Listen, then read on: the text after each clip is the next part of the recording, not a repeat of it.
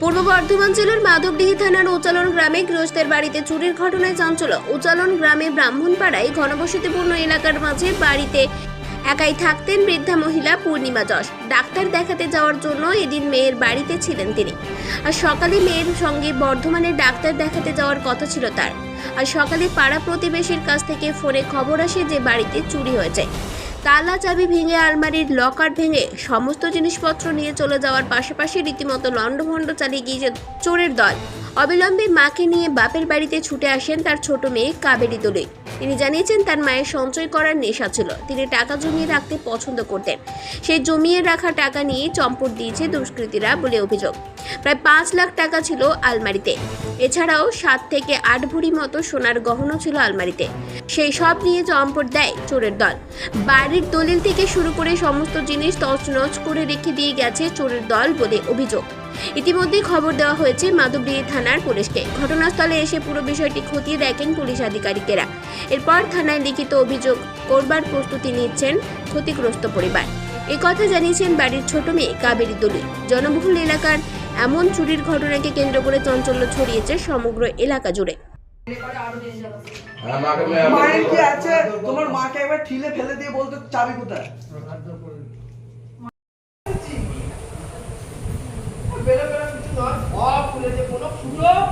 কোনো লক খালি না, মানে ওই তো 5 লাখ টাকা, 6-7 ভরি, 1 জোড়া বালা, 1 গাছে হার, 3 জোড়া কানের ছিল। কি ঘটনা ঘটেছে আপনার বাড়িতে? কালকে মানে ওই 10:30টার সময় মাকে আমি নিয়ে গেছিলাম মায়ের চেক আপের জন্য।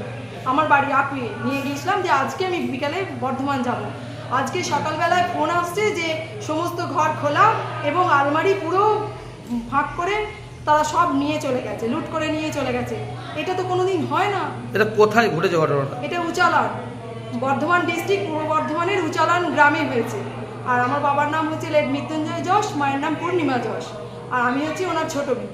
এবং আপনারা নিজেরাই দেখতে পেলেন কী হারে ঘটনা, এবং খুব জনবসতিপূর্ণ এলাকা, মানে একদম গ্রামের ভিতরে, সেখানে কি করে ঘটনা। কোন পাড়া এটা? এটা উচালন ব্রাহ্মণপাড়া। আপনার মা কি বাড়িতে একাই থাকতেন? হ্যাঁ, মা বাড়িতে একাই থাকতেন, মাঝে মাঝে মেয়েদের বাড়ি যেমন যেতেন সেরকম যেতেন। তারপরে এবার কালকে নিয়ে গেছি, আজকে আবার সব নিয়ে আবার ছুটে এলাম, এসে দেখছি এই ব্যাপার। কত বয়স হবে আপনার মায়ের? 72 বছর। 72 বছর। 72 বছর। প্রথম কিভাবে জানতে পারলেন যে চুরি হয়েছে?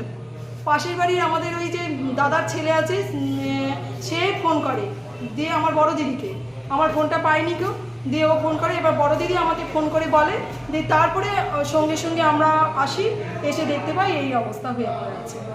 এবং কত টাকার মতো ক্ষয়ক্ষতি হয়েছে বা কি হয়েছে? উনি তো বলছেন যে 5 লাখ টাকার মতো, 5 লাখ টাকাই হবে। ওনার একটা সম্পদ, মানে সঞ্চয় করার একটা মানসিকতা ছিল, এবং এটা বিগত অনেক বছর ধরেই উনি অল্প অল্প করে সঞ্চয় করে করে রাখতেন, কত কিছু দিতেন না, নিজেও কষ্ট করে থাকতেন। দিয়ে এবার যাই হোক, ওনার যেটা হ্যাবিট, সেই হ্যাবিটকে উনি করে রেখেছিলেন টাকাটা। এবার উনি তো প্রচণ্ড পরিমাণে আপসেট হয়ে গেছেন এবং অসুস্থ হয়ে পড়ছে যে আমার সব চলে গেল করে উনি এবার কাঁদছেন। সোনা দানা কিছু ছিল নাকি? হ্যাঁ, সোনা জানা ছিল, ওনার অর্নামেন্ট ছিল, ওনার হার ছিল, বালা ছিল, কানের ছিল। তা আপনি ধরুন ওই 7-8 ভরির মতন সোনা হবে হয়তো। মানে 5 লাখ টাকা লিকুইড ক্যাশ। এবং সেই টাকাটা এক জায়গায় থাকেনি, ওনার হয়তো এখানে কিছু ওখানে কিছু, উনি কিন্তু সেটা মেমোরিতে ছিল যে আমার এত টাকার মতন ওনার আছে। এই আলমারির এই কোনায়, ওই কাপড়ের ভাঁজে, 3টে জায়গার মধ্যে উনি ছড়িয়ে ছিটিয়ে রেখেছিলেন। আচ্ছা, এবার সেটা টাকাটা যে রেখেছে সেটা আমরাও জানি।